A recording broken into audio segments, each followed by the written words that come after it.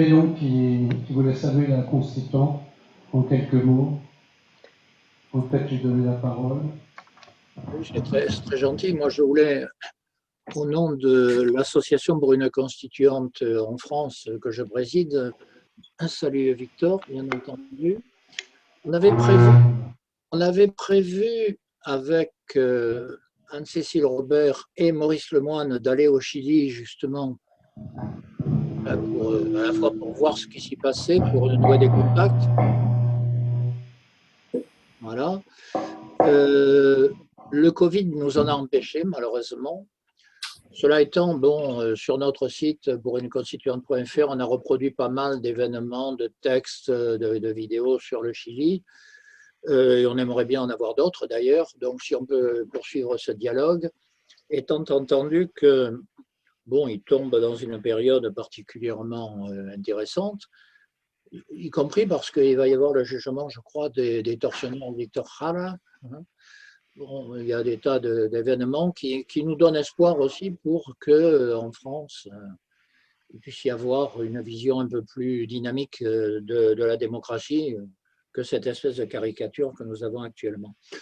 Alors, bon, moi, je ne voudrais pas monopoliser la parole, ce n'est pas mon rôle, et puis aujourd'hui, c'est le Chili. Voilà.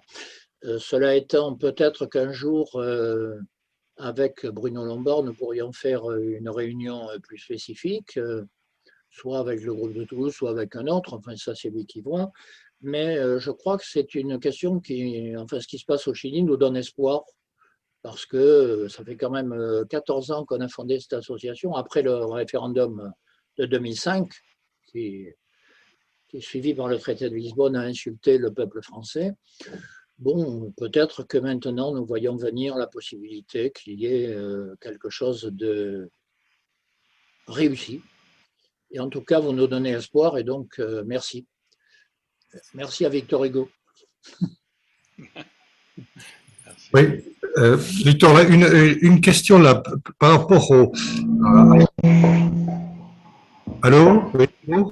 Par rapport à l'élection de l'Assemblée constituante, elle a été marquée aussi, l'élection des constituants, par une relativement faible participation au niveau du vote. Comment il faut l'interpréter ça? Puisque je crois qu'il y a eu moins de 50% de votants, non, sur les constituants. Oui. Oui, mais c'était un taux un peu plus élevé que d'autres élections. Et au Chili, il y avait un système avant qui était de vote obligatoire. Mais les gens devaient s'inscrire. Donc les jeunes ne s'inscrivaient pas. Donc les jeunes ne votaient pas. Et les gens qui votaient étaient à 75% des gens qui votaient. C'était obligatoire, mais quand même, il y avait 75. Après, ils l'ont changé. Et ils l'ont dit, ça ne va pas être obligatoire, ça va être volontaire le vote, mais on va être inscrit tout d'office. Et à ce moment-là, il y a eu beaucoup plus d'électeurs, mais le taux de participation, ça a diminué à autour de 50%. Mais cette fois, c'était un peu plus haut que d'autres élections et beaucoup plus de jeunes ont participé aussi. Il faut dire qu'en plus, c'était sur la pandémie du Covid. Donc, il y a eu beaucoup de gens qui ne voulaient pas aller voter, étaient préoccupés, etc. Mais 50%, c'est peu, mais c'est le taux qu'il y a grosso modo au Chili.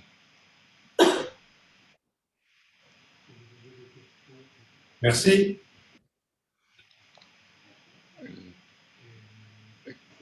Comme a dit Bruno, le monde diplomatique au Chili est assez engagé avec les mouvements sociaux. Et nous leur donnons la parole, ils s'écrivent tous au monde diplomatique. Tous les dirigeants étudiants de 2011 ont écrit dans le monde diplomatique. Et là, pareil, il y a déjà 12 constituantes, 10 sont des femmes, qui ont écrit dans le monde diplomatique les 3 derniers mois en fait. Et même la présidente de la convention, Elisa Loncón, a écrit un article pour le monde diplo chilien.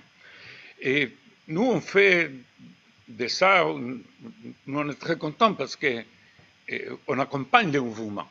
On ne dirige pas du tout, on ne donne pas d'orientation, au contraire, c'est eux-mêmes qui s'expriment à travers notre journal. Et en fait, c'est le seul journal où ils s'expriment directement en rédigeant des textes pour le journal. Dans d'autres parts, on les interviewe, évidemment. Ils font des interviews un peu partout. Mais l'endroit où eux, ils réfléchissent et ils écrivent, c'est le monde diplomatique. Et ça, pour nous, était vraiment quelque chose de très, très positif et on est très content de continuer. Et ça, on l'a fait depuis une quinzaine d'années, avec tous les mouvements sociaux, les Mapuches, les étudiants, les dirigeants pour le problème des retraites, les féministes, évidemment.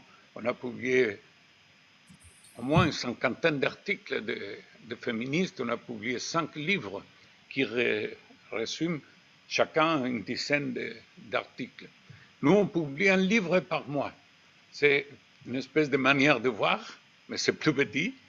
Mais c'est la même idée, c'est donner une deuxième opportunité aux articles qui ont été publiés, en les publiant dans un livre avec un sujet précis.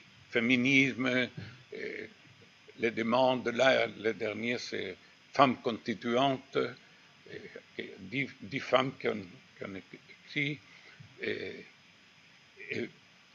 comme ça, beaucoup. Le prochain, c'est la hora de los nadie, l'heure des gens qui sont invisibles, en fait. Et c'est 10 articles d'un leader social qui a lutté pour l'eau, pour l'environnement, et qui a été élu gouverneur de la région de Valparaíso. Et il a été élu au premier tour. Il n'y a eu que 3 des 13 gouverneurs qui ont été élus du premier coup. Et lui, c'est un leader social vraiment important. Et il a écrit même le dernier article en étant déjà élu gouverneur pour dire pourquoi il passe de la lutte sociale qui continuera à un espace de pouvoir. Et le poste de gouverneur au Chili était nommé par le président. Et c'est la première fois que le gouverneur est élu par les citoyens. Et donc, bon, nous, on est contents aussi de donner la parole à ces gens.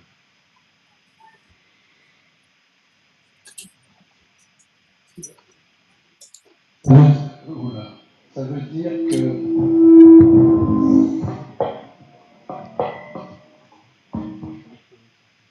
ça veut dire que l'État chilien est fédéral? Non. Non. Non, non.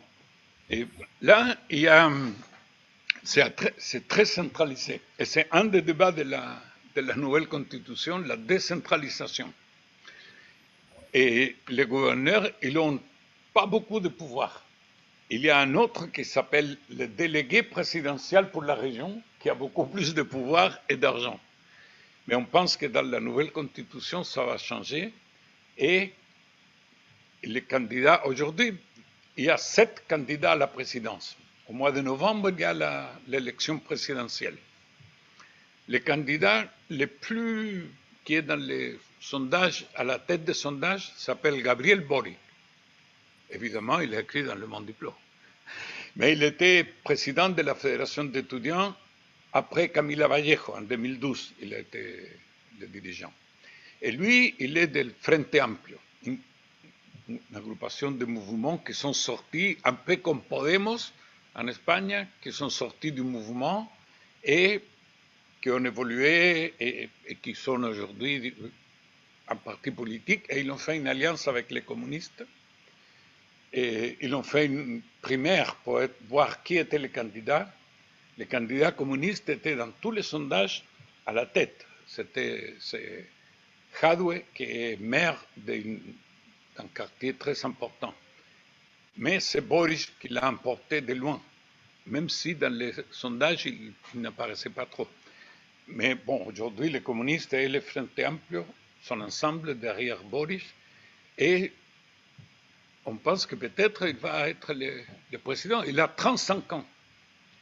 Et on l'accuse justement de ne pas avoir de l'expérience, etc. Mais il répond avec une chanson d'un chanteur argentin qui s'appelle León Gieco, qui dit, on a besoin, il dit, heureusement, les jeunes n'ont pas l'expérience, c'est l'expérience de voler, l'expérience de mentir, l'expérience de tuer. Il dit, nous avons besoin d'un président joven qui n'a pas l'expérience de cette classe politique. Et après, il y a un candidat de la droite, un candidat de l'extrême droite, un candidat de la ex-concertation, le groupe qui a gouverné au Chili, et deux, trois candidats qui sont beaucoup moins forts, quoi. Il y a un qui est, on ne sait pas trop, un entrepreneur qui a des problèmes judiciaires, etc. Mais en fait, il y a trois qui sont possibles d'être, que c'est Gabriel Boris, Sichel par la droite et Provoste par la concertation. L'élection, ce sera au mois de novembre et le deuxième tour en décembre. Quel est le statut actuel des peuples indigènes et comment ils pourraient évoluer? Bon. Pour le moment, il n'y a aucune reconnaissance au peuple originaire. Sauf ce qui vient de se passer, c'est la première fois qu'on leur donne un statut, qu'ils peuvent avoir des escaños reservados, une quinzaine de postes qui étaient réservés pour le peuple originaire et ils l'ont voté.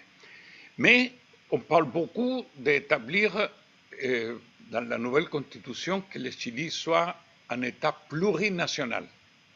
Et je pense que ça va marcher parce que vraiment, c'est quelque chose qui est rentré dans comme la parité pour la Convention, c'est quelque chose qui est ressenti par beaucoup de monde, pas seulement par des petits groupes, etc. Mais il y a quelques secteurs de Mapuche qui sont contre et qui disent qu'ils n'ont rien à voir avec l'État chilien et qu'ils veulent l'autonomie complète. Mais je ne crois pas que ça va marcher. Ils critiquent même le fait qu'il y a des peuples originaires à la constituante, parce qu'ils disent qu'ils sont en train de négocier, de se vendre, etc. Mais c'est des groupes plutôt petits. Et ils occupent des territoires spécialement ou pas spécialement? Oui. Et quelle proportion de la population représente les peuples originaires? Tous les peuples originaires doivent faire 1,5 million,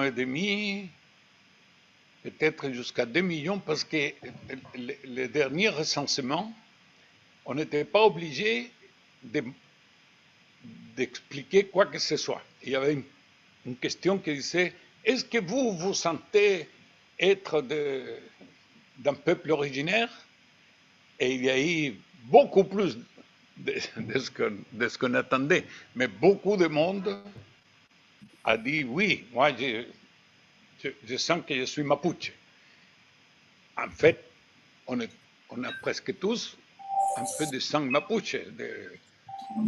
On est tous des métis. Mais Mapuche, on parle qu'ils sont 800 000 à 1 million. Donc, ils représentent, je ne sais pas, 10 à 15% de la population. Si on prend des gens qui se revendiquent, qui parlent la langue ou qui vivent dans des territoires. Alors, le Mapuche avait tout le territoire chilien avant qu'arrivent les Espagnols. Après, les Espagnols sont arrivés et ils ont conquis une partie, mais ils ont fait un accord. C'est un parlement qu'on appelait. Plusieurs jours se sont réunis la corona espagnole avec des Mapuches et ils ont arrivé à un accord al río Biobío. Pour de cette ligne vers le sud, c'était Mapuche. Et le gouvernement ne rentrait pas dedans. Et vers le nord, c'était les Espagnols et après le gouvernement. Mais les Chiliens, après la guerre du Pacifique, au début de 1900, ils ont, fin 1800, début 1900, ils l'ont envahi et ils ont dit la pacification de l'Araucanía. Ils sont rentrés, ils ont pris tout et ils ont mis les Mapuches dans des petites réductions qu'on appelait réductions. Et aujourd'hui, les Mapuches habitent autour de 500 à 600 000 hectares. Mais les entreprises forestières, qui sont les grands ennemis du peuple mapuche, ils ont plus de 2 millions d'hectares. Et c'est contre eux que la plupart des mouvements mapuche luttent, parfois avec des actions violentes qui sont revendiquées par pas mal de groupes pour dire mais c'est notre terre et en plus ils détruisent la nature, la diversité parce qu'ils font des plantations que d'un type d'arbres, etc. Et donc c'est un peu ça la situation.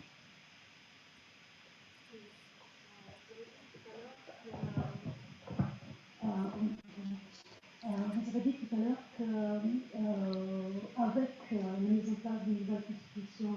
On n'entend pas la question là. Ok.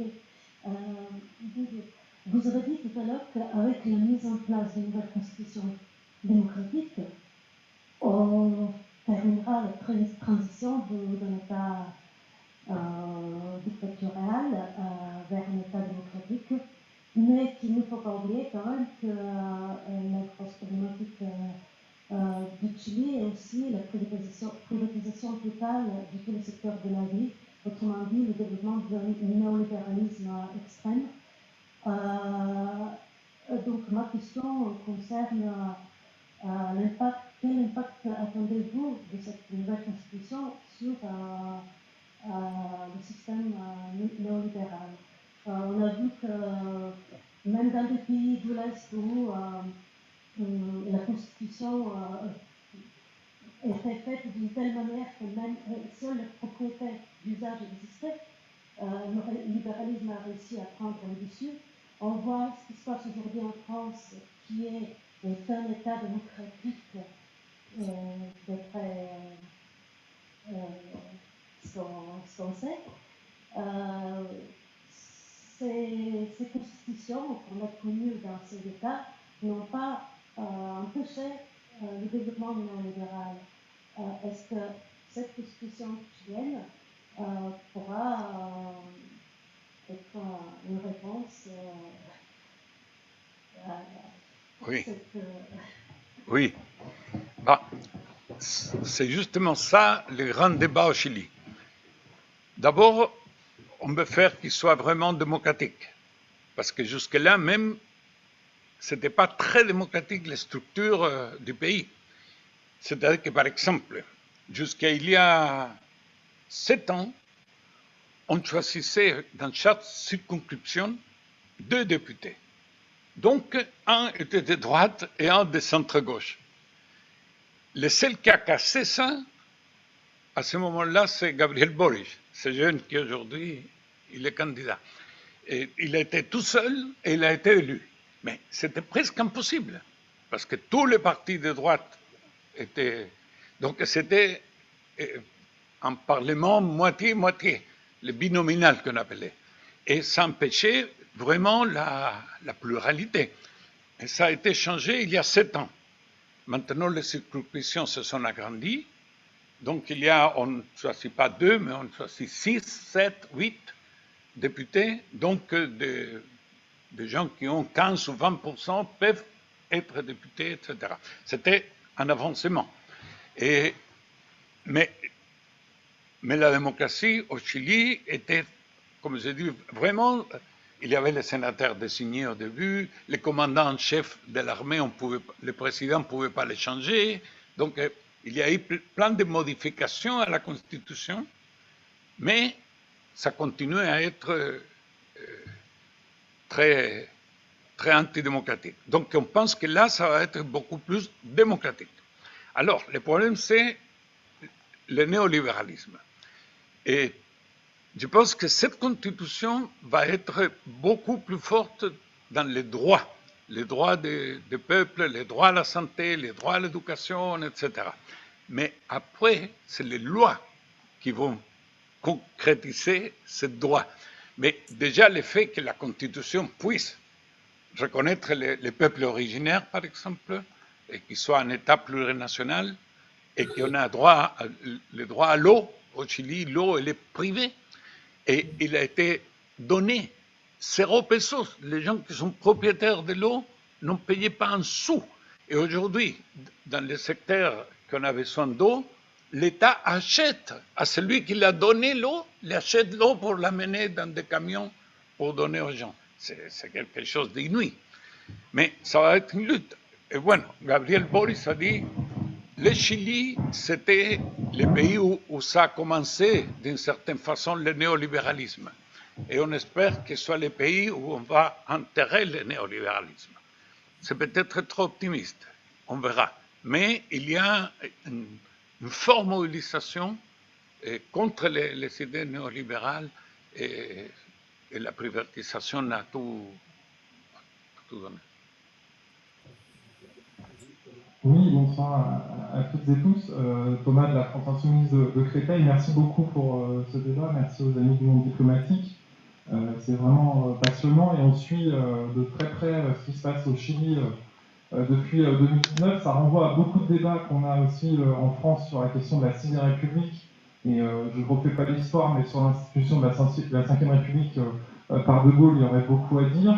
Mais sur l'actualité récente, on voit bien que la question démocratique et les institutions démocratiques qui sont verrouillées totalement en France, comme le suggérait Satka, c'est aussi une difficulté très importante en fait pour mettre simplement une politique de transformation sociale en œuvre. En fait, c'est ça la question. C'est le jour où on veut mettre une politique de transformation sociale populaire, est-ce que les institutions qu'on a à disposition sont en capacité de le faire.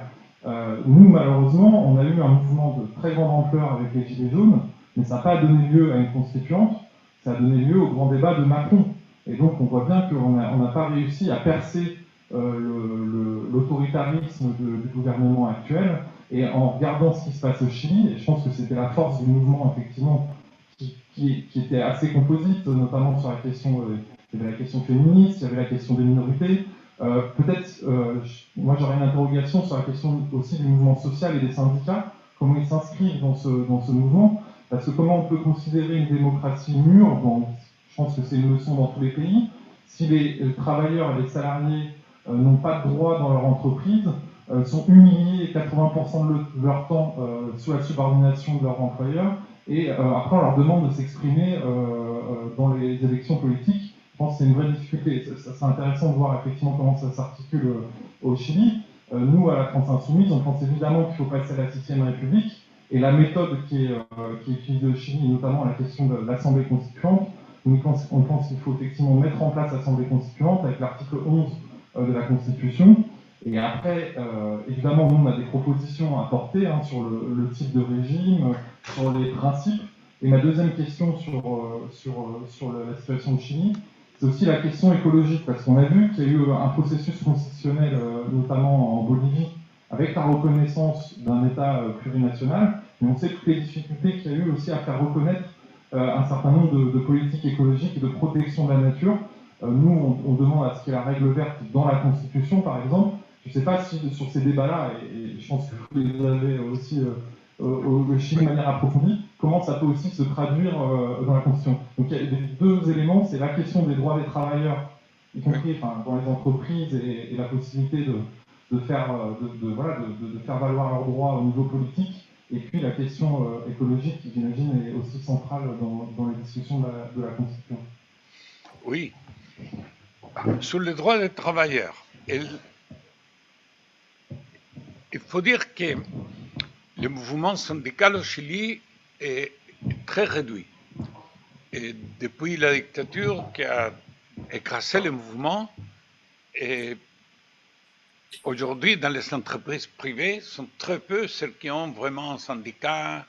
Les syndicats, c'est plutôt dans les secteurs publics, les professeurs, la santé, les mines de cuivre, évidemment, parce que dès qu'il y a une entreprise grand, il y a des mouvements. Mais le mouvement syndical n'est pas très apprécié par les gens. Et même des mouvements syndicaux ou associatifs qui ont fait des luttes importantes n'ont pas réussi à être à la convention. Et les gens ont voté pour les gens les moins liés à l'établissement. Et ça a été un choc parce que les gens qui avaient lutté pour les retraites, par exemple, qui avaient appelé, qui avaient 1 million de gens dans la rue et qui demandent, n'ont pas été élus. Et ils ont été élus des gens de ce qu'on appelait la première ligne. La première ligne, c'est les jeunes qui combattaient avec les flics et qui avaient la grande manif. Eux, ils allaient vers les flics pour que les flics n'attaquent pas la manif. Et eux, ils allaient là-bas. Et les gens ont voté, la plupart, pour des gens qui ne s'attendaient pas. On pensait qu'il y aurait 4 à 5 indépendants élus. C'est ce que disaient tous les sondages. Et il y a eu une soixantaine. Il y a eu 27 élus d'une liste qui s'appelait la Lista del Pueblo. Il y a eu 11 d'une liste independiente non neutrale. Et une autre quantité d'independientes movimientos sociales. Et beaucoup d'indépendants dans les listes des partis politiques. Parce que les partis politiques, pour avoir un peu de voix, ils ont laissé que des gens indépendants soient dans leur liste. Et c'est marqué telle personne indépendant en un cupo del partido tanto. Mais les gens ont voté pour les indépendants à l'intérieur de la liste, très peu pour les militants politiques. Et c'est ça qui a surpris tout le monde. Et c'est pour ça qu'il y a une assemblée qui n'est pas une assemblée constituante, parce qu'elle n'est pas souveraine. Et c'est ça une critique très forte. Mais c'est ce qui a été approuvé. Et en fait, les 2 tiers, on le sait. Dans tous les votes qu'il y a eu jusqu'à ce moment, tous les votes ont été pour plus de 2 tiers. Donc ce n'est plus un problème. Avant, c'était comme un problème. On disait, mais avec 1 tiers, la droite va nous bloquer, etc. Là, ce n'est plus un problème. Mais bon, il y a des secteurs qui demandent aussi que l'Assemblée soit une Assemblée constituante, souveraine. Mais pour cela, il faudra plus de lutte encore. Pour le moment, elle est ce qu'elle est, mais les délégués, la plupart, sont vraiment des mouvements sociaux, des luttes, c'est beaucoup plus représentatif. Et beaucoup, ils sont évidemment des mouvements écologiques. Même une partie des peuples originaires sont des luttes. Et il y a 4 qui sont d'un groupe qui s'appelle Modatima, qui est pour la lutte pour l'eau et l'environnement. Mais beaucoup, c'est vraiment, je pense que des gens qui sont là, au moins un tiers, sont liés à des associations qui luttent pour l'environnement. Et c'est un problème très compliqué, parce qu'en Équateur, il y a eu un problème très fort avec Correa, et en Bolivie aussi, parce que, bon, on a une production, on a l'argent pour faire d'autres choses, et on fait un peu la sourde oreille au mouvement écolo et pour garder tout ça. Et donc, c'est une contradiction permanente. Mais au moins, je crois que ça va s'avancer beaucoup dans des mesures qui même maintenant, il y a plusieurs projets qui ont été arrêtés. Pasco Alama, celui du Sud, plusieurs projets de grandes entreprises ont été arrêtés par la mobilisation au nord et au sud du pays, et même au centre, à Maipo. Et je crois qu'eux, ils sont très bien représentés aussi dans l'Assemblée. Donc, je pense qu'il y aura de bons résultats.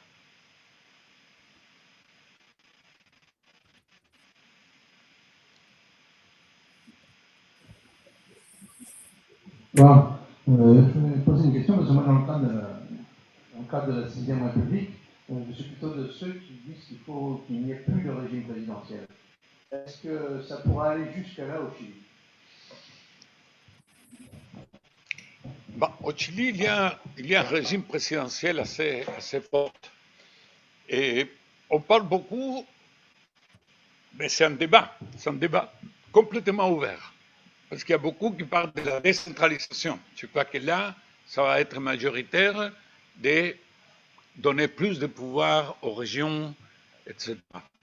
Et avec ce truc de gouverneur qui vient d'être élu, quelques candidats à la présidence disent que s'ils sont élus, ils vont éliminer aussi l'autre, les représentants du président, et qu'on va laisser tous les pouvoirs de la région au gouverneur élu.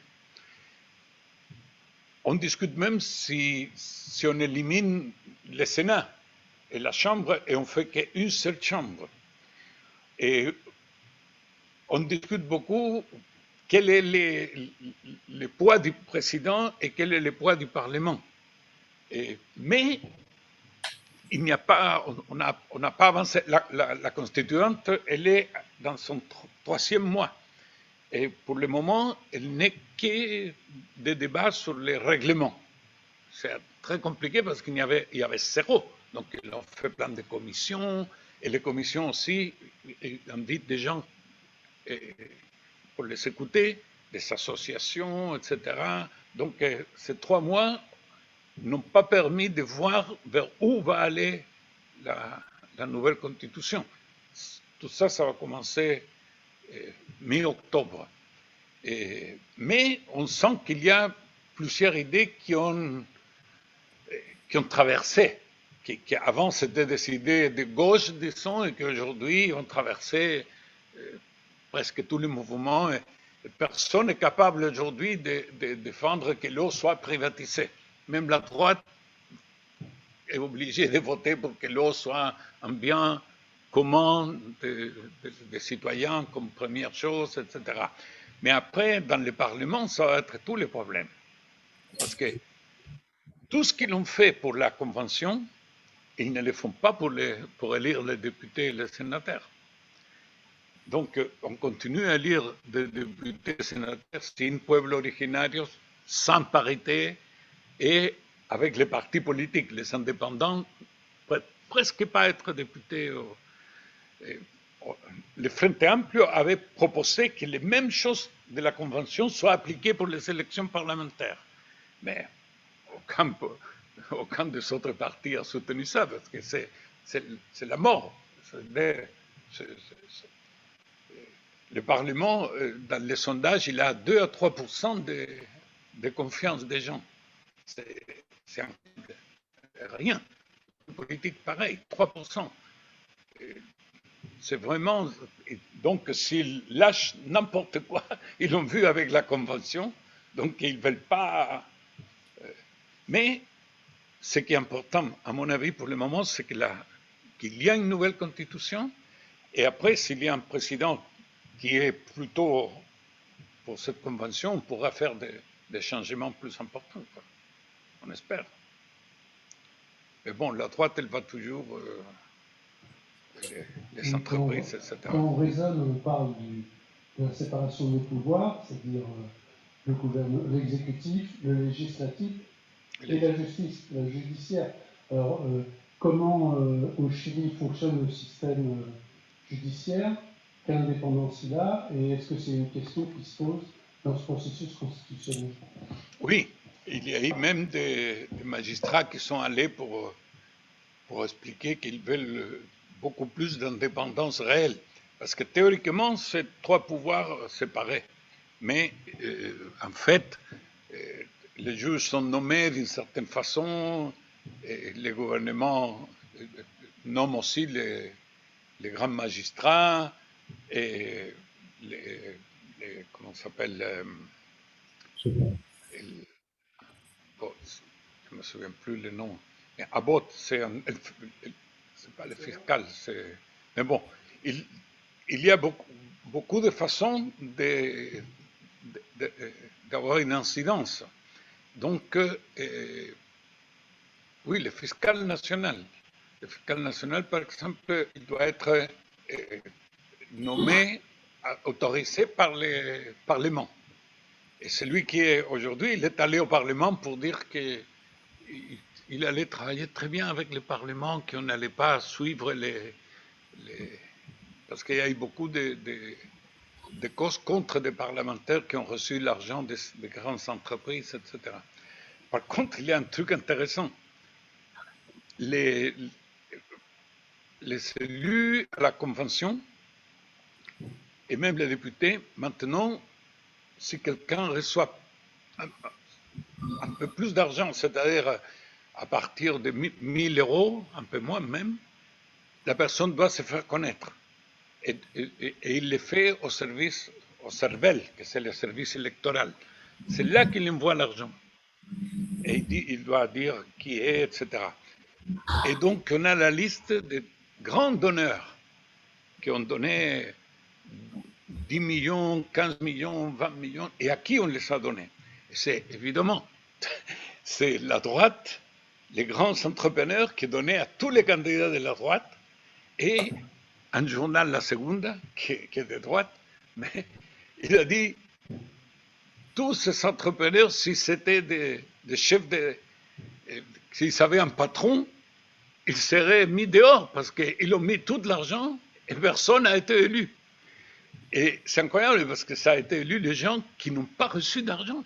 C'est vraiment, cette fois, ça montrait que l'argent, qui normalement fait une différence dans l'élection, cette fois, ne l'a pas fait. Ne l'a pas fait. Ou l'a fait en moindre mesure. Peut-être s'il n'y avait pas eu l'argent, la droite n'aurait même pas les 37 qu'elle a obtenus. Que c'est autour de 20% de l'Assemblée, 20-22%. Peut-être elle ne l'a pas obtenu. Donc,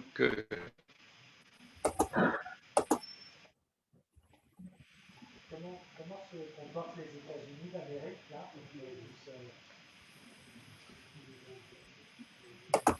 Comment se comportent les États-Unis d'Amérique en ce moment? Bon, et les États-Unis, je crois que d'une certaine façon, avant, on disait clairement que l'Amérique latine est el patio de los Estados Unidos, el patio trasero, son domaine. Et avec les coups d'État au Chili, on l'a vu un peu partout. Je crois que les dernières années, ils ont lâché pas mal. Et il y avait d'autres préoccupations. L'Amérique latine ne l'ont pas trop suivi. Même au Chili, là, ça faisait une année qu'il n'y avait pas d'ambassadeur. Là, il y en a. Mais c'est vraiment quelque chose un peu étonnant. Hein. Et évidemment, il y a la Chine qui est rentrée en Amérique latine, et avec l'économie, etc., qui avance. Mais eux, ils sont surtout en Amérique latine obsédés avec Venezuela, Nicaragua, et un peu moins maintenant, mais la Bolivie, ils ont réussi à faire un coup d'État avec le soutien américain aussi. Mais pour le Chili, c'est comme si, même au Pérou, par exemple, qui vient de gagner Castillo, un prof avec des idées économiques et politiques très à gauche, mais dans des valeurs assez conservateurs du point de vue des droits de la femme, etc. C'est quelque chose d'assez étonnant, mais c'est quelqu'un qui n'avait aucune possibilité avant d'être président. Et il a réussi quand même à être président, paysan. Il est prof, mais paysan pauvre. C'est vraiment. Je crois que c'est des choses qui sont en train de changer. Mais on espère que les États-Unis continuent à s'éloigner. Oui, je voulais poser une... Il y a quelqu'un qui lève la main là, Elif Oui. Carac, qui voudrait parler. Bonjour. Oui, oui, je voulais apporter un témoignage aussi parce que j'ai eu l'occasion de vivre au Chili et je voulais dire aussi que le décryptage qu'apporte Victor de la Fuente de la situation chilienne au niveau du néolibéralisme nous enseigne aussi beaucoup sur ce qui se passe en France. Il y a encore une dizaine, une quinzaine d'années, on aurait pu penser que ce qui passait au Chili était quelque chose de très exotique et aujourd'hui, on peut penser qu'il y a des points de comparaison qui permettent aussi de nous comprendre, de nous aider à comprendre ce qui se passe ici. En novembre 2019, juste après le soulèvement chilien, à l'occasion d'une venue en France de Victor Hugo de la Fuente, nous avons réalisé une série d'entretiens qui est en accès libre actuellement sur Internet et qui montre le décryptage que fait Victor de la Fuente sur le système de santé, sur le système des retraites et sur l'éducation au Chili. Et on peut y voir malheureusement, des points de comparaison avec la dégradation du service public et ce qui est en train de se passer en France. Donc, j'ai mis en lien à côté les courts interviews de Victor de la Fuente que nous avons fait et je vous encourage donc à les regarder puisque c'est en accès libre. Et l'objectif était vraiment de comprendre ce qui se passait au Chili pour aussi voir la situation en France au niveau de la dégradation du service public. Oui, Victor, moi je voulais rajouter, poser une question sur les risques qu'il peut y avoir par rapport à une droite chilienne quand même très puissante économiquement, soutenue aussi quand même par l'armée, d'un retour d'un coup d'État militaire. Est-ce que c'est quand même pas à exclure un durcissement si l'Assemblée propose une constitution trop progressiste, trop à gauche? Quels sont, à ton avis, les risques là-dessus sur ce? Bon, c'est un thème assez complexe, mais parce que l'armée, en fait, il a continué comme sous la dictature. C'est presque un État à l'intérieur de l'État.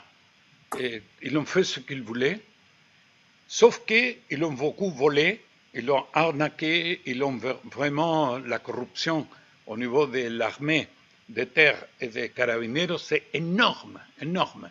Là, ils sont en train d'être processés, comment ça dit, jugés, les 3 ex-commandants en chef de l'armée de terre, parce qu'ils ont vraiment utilisé l'argent sans donner aucune explication, ils l'ont volé, vraiment. Donc, ils ne sont pas... Et tout ça parce qu'ils n'ont rien à donner d'explication aux civils. Il agit tout seul. Et le ministre de la Défense, il dit non, on ne pouvait pas faire grand-chose, etc. Mais ils sont à droite, à extrême droite. Mais on pense qu'ils n'ont pas la force. La situation est compliquée pour donner un coup d'État. D'abord, il n'y a pas le soutien de la population. Et quand il y a eu, ni je crois, d'une partie de la droite, j'espère qu'on pourra faire.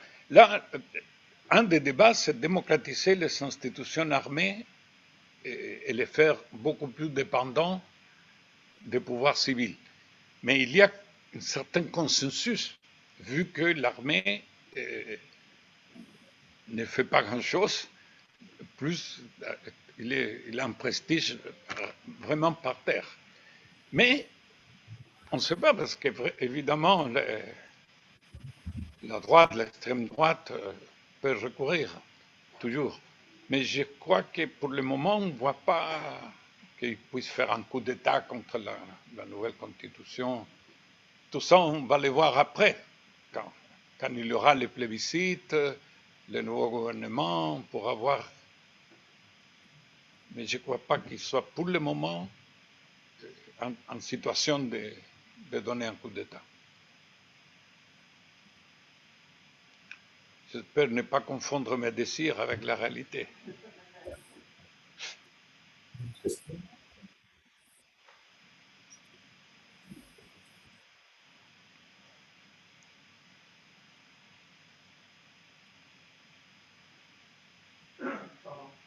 L'armée au Chili, est de conception ou c'est des volontaires dans l'armée? Non, il y a des volontaires, mais l'armée et même les carabineros, ils ont par exemple, au Venezuela, tu rentres dans une seule situation et tu montes. Au Chili, il y a les officiers, ils rentrent à une école, et les autres, ils rentrent à rien, quoi. Les carabineros aussi. Il y a une école de carabineros où on fait les officiers, et une autre où on rentre, et dans 3 mois, tu sors dans la rue, et c'est tout. Donc, et je crois que maintenant, avant c'était le service obligatoire, mais je crois que maintenant, ils sont en train de faire des campagnes pour que les gens puissent aller, parce que même chez les carabineros avant, il y avait beaucoup de gens qui trouvaient que c'était pour les pauvres une possibilité de faire une carrière accessible, etc. Et là, il y a eu, je crois que moins de la moitié des candidats que les autres fois. Mais c'est à cause aussi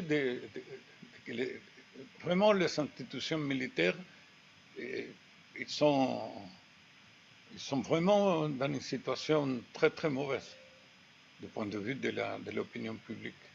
La répression et le vol.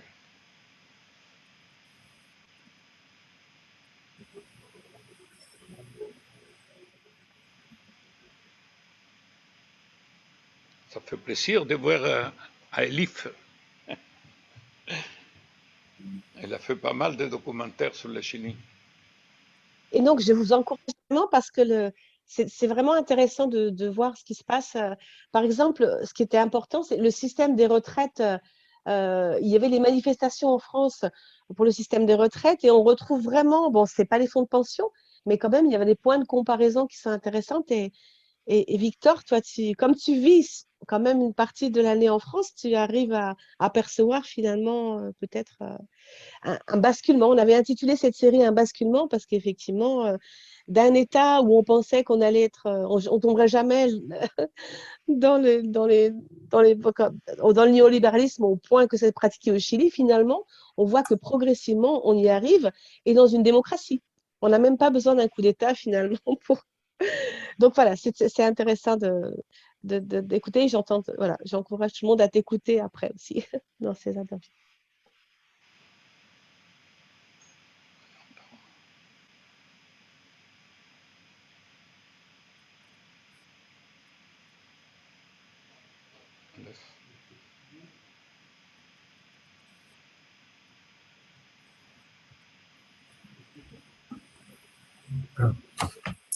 Je crois qu'il y a Hector qui est. Ah, voilà. Oui. J'ai vu qu'il y avait Hector qui était en ligne aussi. Je ne sais pas si chez toi il y a des questions aussi.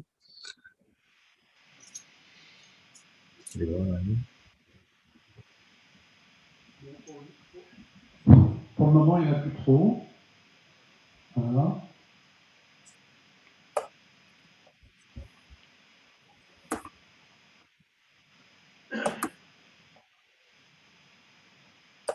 S'il n'y a plus trop de questions,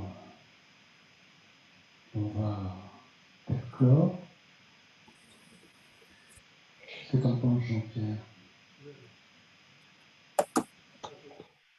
Peut-être qu'il y a quelque chose dont on n'a pas parlé, pardon, je prends la parole, c'est par rapport à toutes les avancées écologiques aussi, parce qu'il y a donc aussi au niveau de ce qui a été souffert sur les territoires, donc de par l'extractivisme, des violations des droits des populations, mais aussi du droit à la terre, et je crois que les mouvements écologiques est extrêmement avancé aussi au Chili. Je ne sais pas si tu veux en parler un peu par rapport aux nouveaux droits qui pourraient être faits, par rapport aux droits de la nature.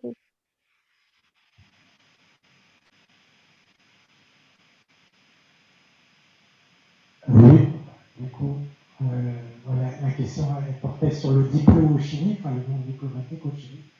C'est quelle réalité qu'on invente, qu'on journaliste, quoi.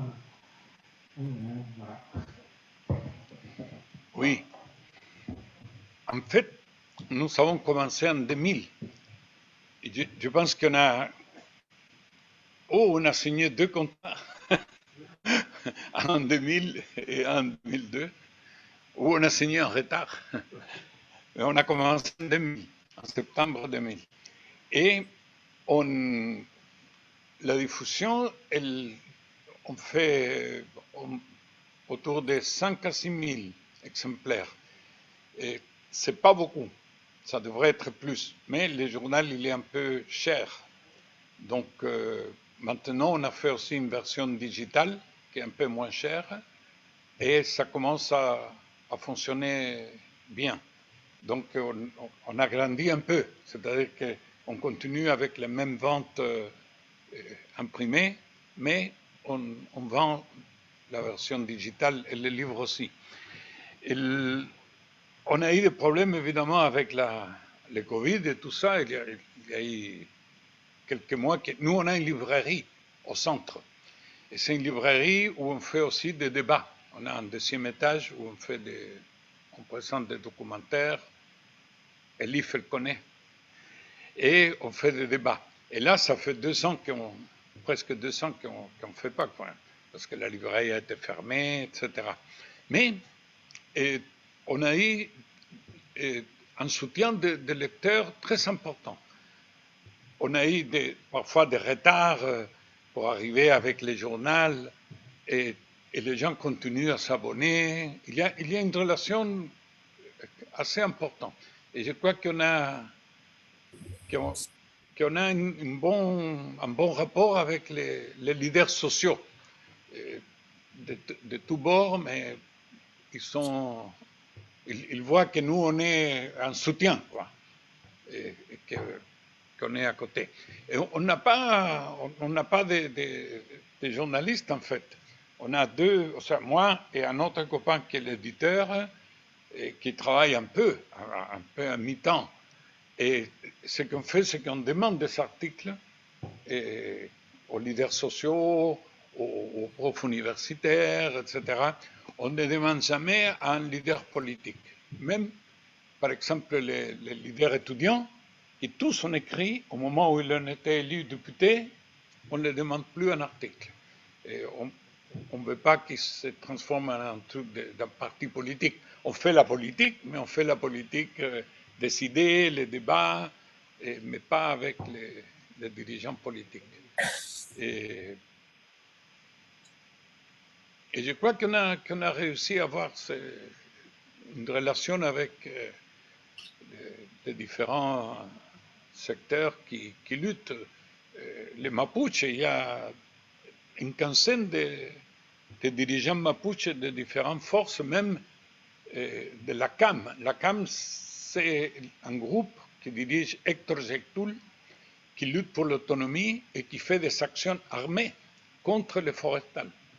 Et c'est quelque chose pratiquement comme une petite guérilla. C'est étonnant. Et lui, il a écrit dans Le Monde Diplo, on a présenté un livre où il raconte les actions qu'ils font, et on nous a mis en procès. Mais le procès n'a pas continué. On ne sait pas, il est resté là. Mais parce que nous, on donne la parole à tous les secteurs mapuches qui luttent. Et aux autres aussi. C'est-à-dire qu'à tous au niveau écologiste, on a donné la parole à beaucoup de secteurs, les étudiants, les mouvements sociaux. Donc, on a fait une vingtaine de livres avec des textes de gens qui sont les mouvements sociaux, quoi. Les profs. Oui, je donne une précision sur les éditions internationales. Les éditions internationales sont majoritairement une traduction des articles du monde diplomatique de Paris, et on laisse jusqu'à 30% d'articles locaux, parce que Victor l'a très bien constaté, quand on a des articles locaux, notamment en ligne, ça permet la vente plus importante, mais ça permet une vraie réalité aussi de terrain, d'échange entre la population, les lecteurs et la rédaction. Donc ça nous paraît quelque chose d'important. Donc c'est un peu comme ça que sont articulées nos éditions internationales. Oui, il faut dire que c'est très important d'être dans les kiosques, parce qu'au Chili, c'est un truc incroyable.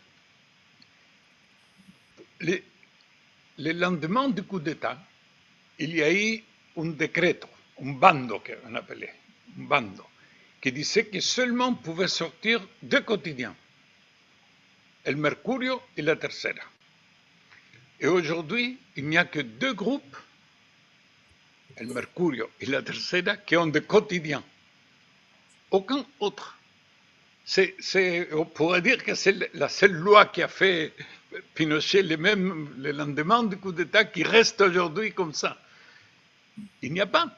Même quand il y a des journalistes étrangers qui arrivent au Chili, ils demandent les journaux, ils disent mais ils sont tous de la même ligne, ils sont tous de droite, d'extrême droite. Exactement, il n'y a pas. Des quotidiens.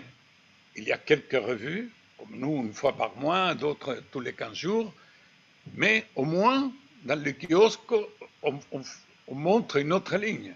Et nous, les titres, on fait des grands titres et qui soutiennent le mouvement.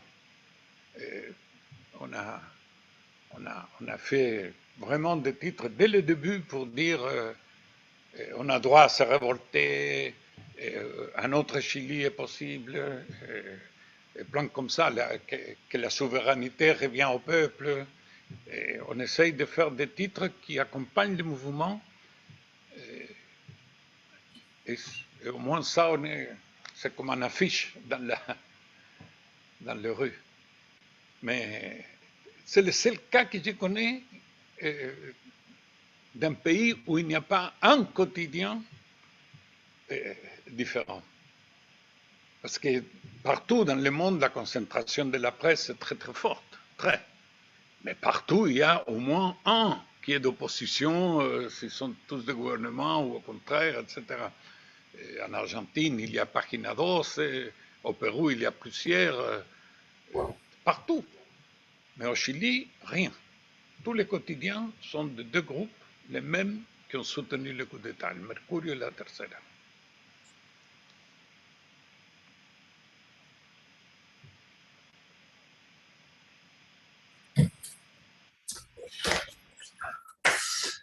Bonsoir, vous m'entendez?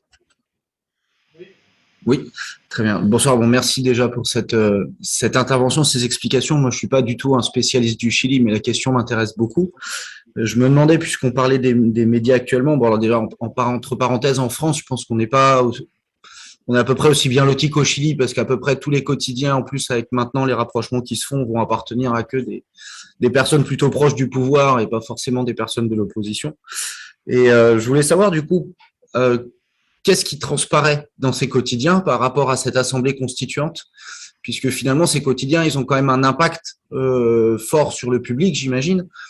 Et du coup, comment sont amenées les choses? Déjà, quel est le message, même si je pressens un peu la réponse, quel est le message qui a avancé et peut-être quel est l'argumentaire qui est déroulé? Et est-ce que c'est pas ça fait pas partie d'un des dangers qui feront que peut-être la constituante va finalement peut-être pas arriver jusqu'au bout. Même si, comme vous l'avez dit tout à l'heure, moi j'aimerais bien que vos désirs deviennent des réalités au vu de tout ce que vous avez dit. Merci. Oui, tu as tout à fait raison, parce que la droite a commencé une campagne énorme contre la Constitution. Et tous les médias, ils font vraiment... et ils réussissent en partie, parce que quand ça commençait la constituante, il y avait un soutien de la population énorme. Et quand a été élue Elisa Lincoln présidente, encore plus. Mais après, comme il y avait 3 mois où il n'y a pas de résultat pour les gens disent, oui, mais vous avez été élu, c'est pas que les gens disent ça, c'est les médias qui tous les jours disent, ils ont été élus pour faire la Constitution et ils ne discutent que des problèmes, etc. Il n'y a pas de résultats. C'est incroyable, parce que c'est comme ça. Il fallait, sinon il aurait fallu faire un règlement avant et les gens arrivent, mais c'est comme ça.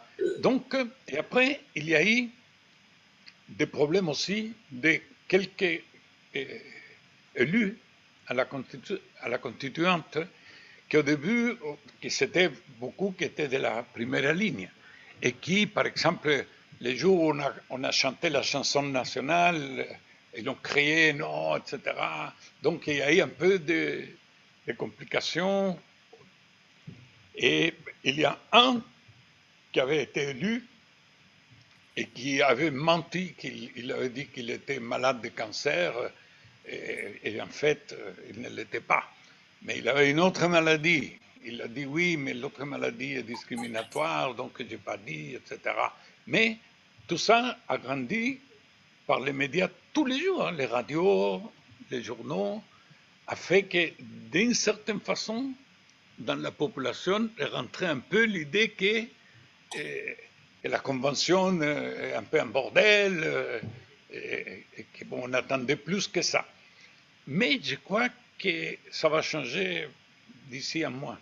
Parce que dès qu'il finit, dans 15 jours, les règlements, et on commence à faire des travaux pour avancer dans les débats, je crois que de nouveau, il y aura le prestige qu'il doit en avoir. Parce que symboliquement, quand était élue Elisa Loncón présidente, c'était vraiment quelque chose de magnifique pour les gens. Vraiment, ça représentait un peu tout ce que ce mouvement voulait, et avoir une femme mapuche qui a ouvert les débats, etc.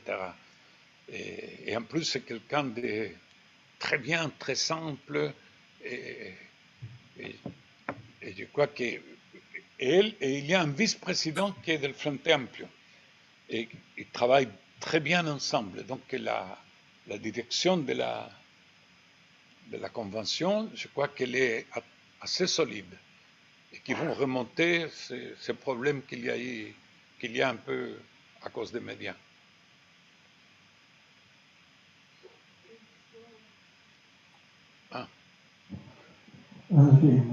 Juste une question pour continuer sur ce sujet.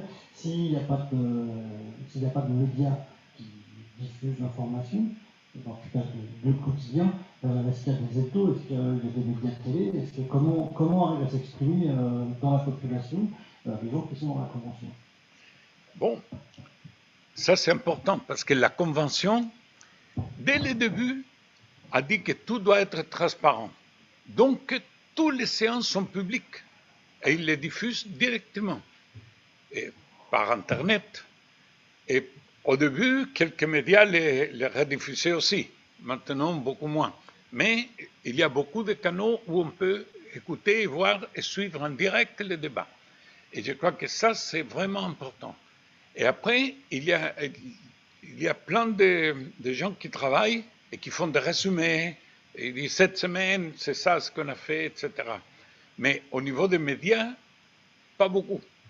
Parce que les médias sont vraiment, comme je vous disais, un peu partout, sont concentrés et sont les grandes entreprises qui mettent des capitaux, etc.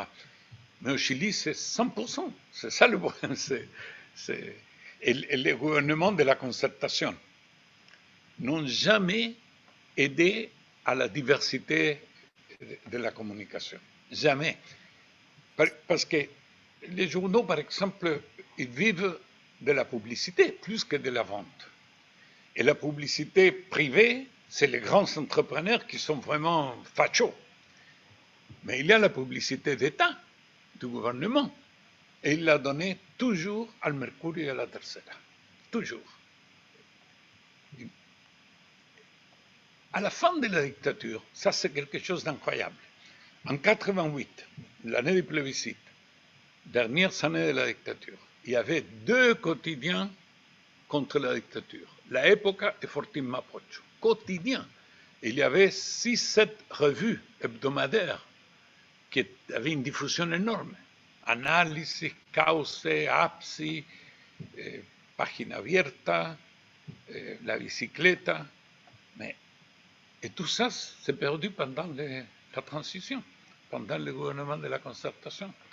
c'est comme si le gouvernement de la concertation avait fait un accord et disait, bon, avec cela, on peut ne pas avoir trop de critiques. J'ai pensé à ça quand Pinochet a été arrêté à Londres.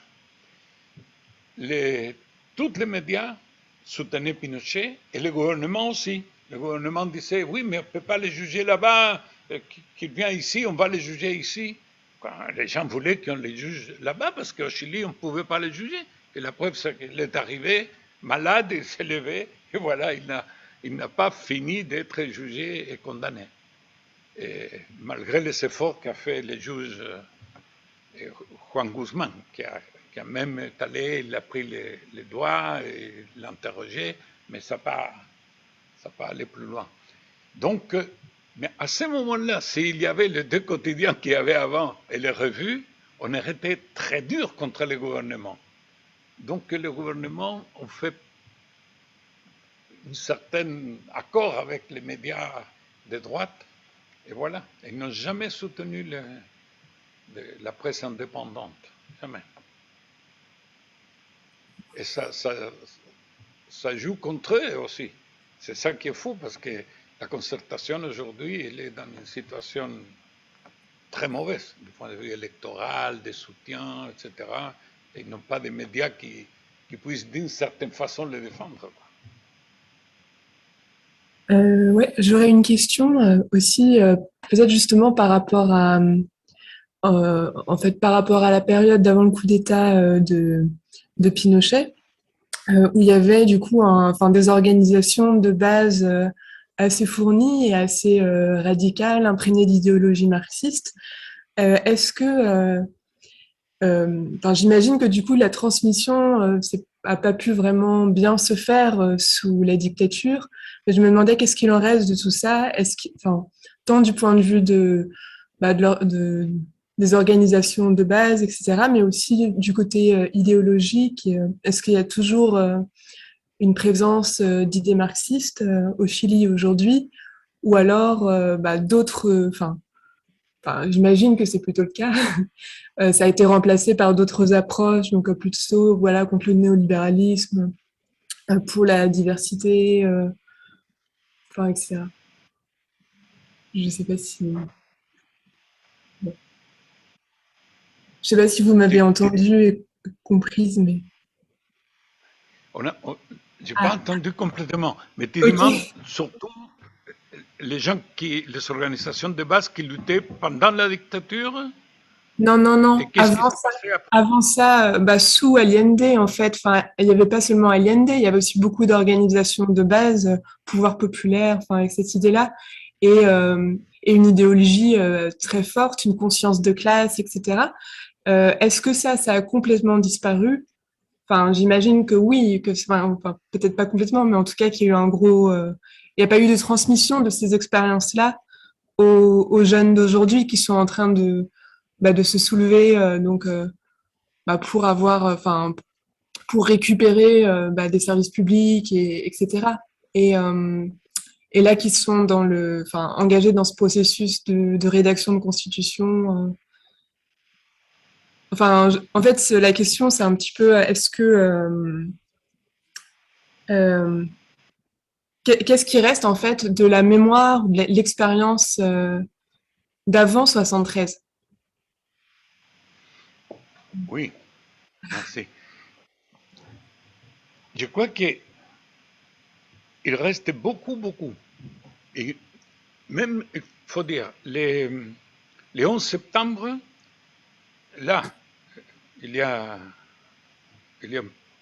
2 semaines, et c'était le 48e anniversaire du coup d'État. Et au Chili, il y a eu des manifestations partout dans le pays, mais partout. Le matin, ils sont allés au cimetière où est enterré Allende. Et ça a été réprimé. Même les flics sont rentrés au cimetière.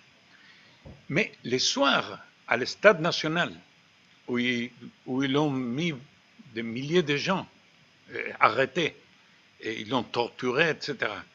Il y a eu une vélaton qu'on appelle une réunion avec des bougies, etc. Et des chanteurs, mais il y avait des milliers de gens. Et, par exemple, Lisa Loncon, la présidente de la convention, est allée et a parlé. Ils ont parlé de jeunes, ils ont parlé des familles de disparus. Et c'est quelque chose qui, pendant la révolte populaire du 19 octobre en avant, on parlait beaucoup d'Allende, beaucoup. Et on disait, Allende, dans ses derniers mots, il a dit, se abrirán las grandes alamedas, por donde passe l'hombre libre. Et les gens dans les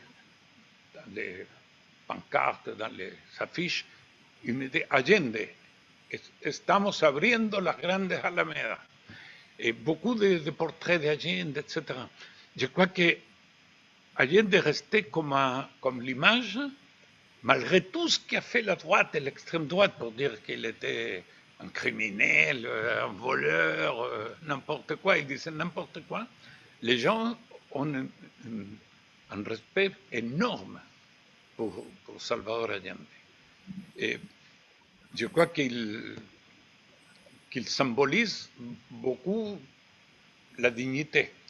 Et d'ailleurs, le mot dignité, c'est le mot le plus utilisé dans les manifs. Que la dignidad se vuelva costumbre. Que la dignité soit une habitude, soit notre norme de vie. Et je crois qu'il reste beaucoup, hein, vraiment.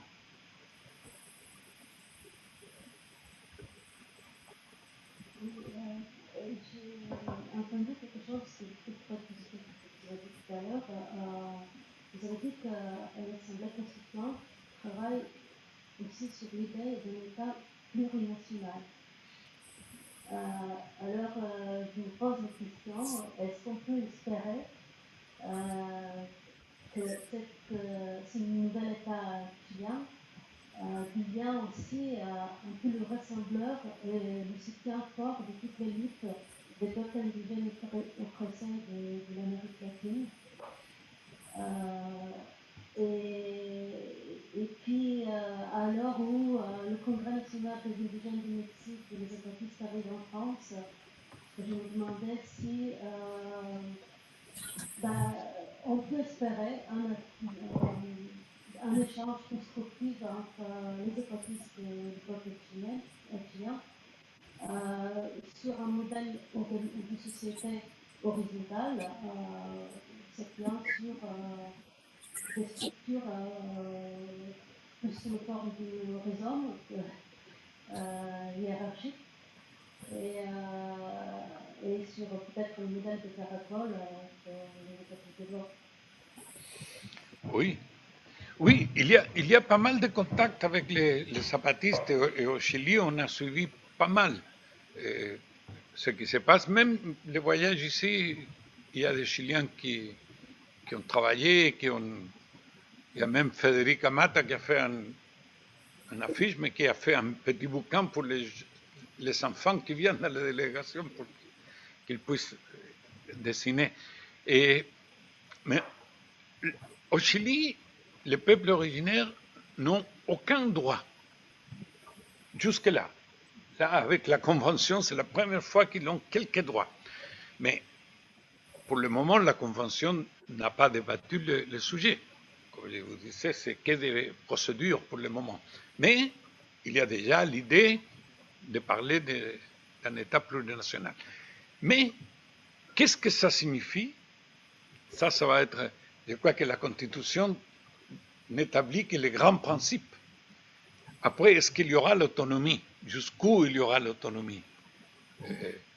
Au Chili, pour le moment, je ne connais aucun groupe du peuple originaire qui demande l'indépendance. Il parle d'autonomie dans la région, qu'ils puissent gouverner, etc., à l'intérieur de l'État chilien. Mais pour le moment, ils ne sont pas reconnus du tout, du tout. Donc, ça sera un pas en avant que la Constitution reconnaisse, parce que la droite a réussi à mettre l'idée qu'on est tous chiliens, quoi. Et c'est tout. Et Et le peuple nation mapuche dit non, nous sommes mapuches. On habite au Chili, mais nous sommes mapuches. Mais à différence d'autres pays où il y a beaucoup plus de peuples originaires qui ont un poids et qui ont des droits. Et au Chili, non. Et les seules choses qu'on a réussi à obtenir, qu'on les rend quelques terres que l'État achète aux gens qui les ont volés il y a 80 ans, etc. Bon, ils les achètent pour les donner à quelques communautés, mais aucune reconnaissance. Maintenant, ça a commencé un peu avec la langue. Et même, il faut dire qu'il y a un changement d'attitude, du point de vue des Chiliens, comme je vous le disais, dans la révolte, le drapeau mapuche est vraiment établi comme un symbole d'identité aussi. On est tous mapuches, on espère. Mais dans d'autres pays d'Amérique latine, ce sujet, pas partout, mais Pérou, Bolivie, Équateur, même en Colombie, Mexique évidemment, et même en Amérique centrale, il y a beaucoup plus de populations indigènes qui ont un poids et qui ont quelques droits et qui luttent. Bon, en Amazonie, on ne parle pas avec Bolsonaro, c'est un truc incroyable contre les peuples originaires. J'espère qu'au Chili, ça va avancer. De toute façon, ça va avancer. On n'avait rien. C'est comme la Constitution. On ne sait pas comment elle va être, mais elle va être beaucoup mieux que celle qu'on avait. Ça, c'est évident. On est plutôt optimiste de ce point de vue. Mais après, c'est comment on va élire les députés, comment on va voter les lois pour appliquer tout ce qu'on va mettre dans la Constitution. J'espère que la lutte va continuer et que la pression va faire qu'on avance. L'heure tourne. On avait convenu 2 heures de réunion et ça fait 2 heures. Mais Victor, c'est un choc. Donc, il nous reste à remercier Victor d'être venu à Créteil, d'avoir accepté de dialoguer. On est content d'avoir fait cette collection avec le groupe de Toulouse. Ce qu'on peut proposer peut-être, c'est que Victor nous tienne au courant un peu de ce qui va se passer. Certainement que le diplôme, si vous êtes abonné, vous ne rentrez pas les nouvelles du Chili, mais on pourra éventuellement communiquer via le site des Amis du monde diplomatique, mettre des nouvelles. On verra ça avec Marianne Perchet, qui est la déléguée générale, qui est en ligne, on ne la voit pas, mais qui suit tous les débats. Et on pourra sans doute mettre, on a aussi une deuxième personne qui est Stéphane Bidonode, qui est le webmaster, et qui, c'est lui qui est derrière le site, et il n'hésitera pas à mettre des choses en ligne quand Victor nous les donnera. Voilà. Jean-Pierre, tu voulais dire quelque chose? Non, juste parce qu'on a des problèmes là d'entrée et de sortie, donc je raccompagnais les personnes qui partaient là maintenant. Mais donc oui, merci à Victor pour ses éclairages, parce que ça nous donne, comme on a malheureusement dans nos grands médias, on a assez peu d'informations de ce qui sort de l'Hexagone. Dans bien des cas, c'est quand même si on a été au courant des principaux événements qui ont eu lieu au Chili ces dernières années, c'était important d'avoir cet éclairage, d'avoir toutes ces précisions, d'avoir cette perception de quelqu'un qui est au cœur des événements, puisque les éditions du Monde Diplo, elles sont au cœur de Santiago, à 2 pas de la place des Armes. Et donc, ce témoignage de Victor Hugo était essentiel, je crois, pour mieux appréhender, pour mieux comprendre un peu ce qui se joue. Non pas ce qui se joue, on est tous bien conscients, mais comment c'est le ressenti qu'il peut y avoir aujourd'hui dans le pays. Voilà, c'est ça qui est important.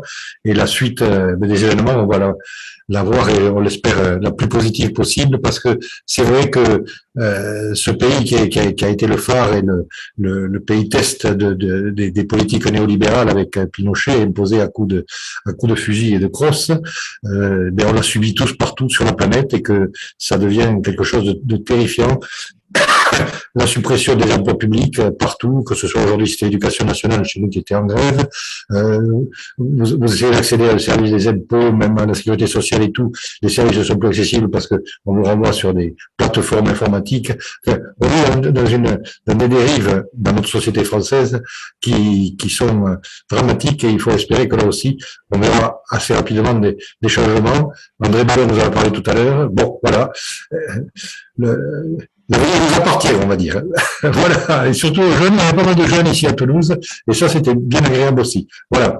Merci.